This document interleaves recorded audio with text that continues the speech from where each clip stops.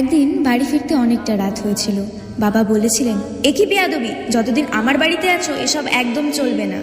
বিয়ের পর একদিন শ্বশুর বাড়িতে নাচ প্র্যাকটিস করছিলাম। শ্বশুর মশাই এসে বলেছিলেন, একই বেলেল্লাপনা, আমার বাড়িতে এসব অ্যালাউ করবো না। আমার স্বামী আমার চোখের জল দেখে বলেছিল, চিন্তা করো না, আমি বদলি হচ্ছি, শহরের বাড়িটা শুধু আমাদের হবে।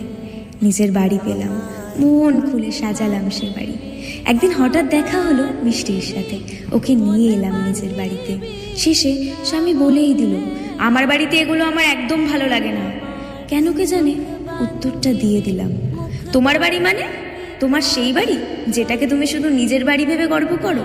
এ বাড়িতে আমারও সমান অধিকার আছে তোমার মতো। তোমার বাড়িকে ঘর আমি বানিয়ে তুলেছি, ঘাম রক্ত ঝরিয়ে।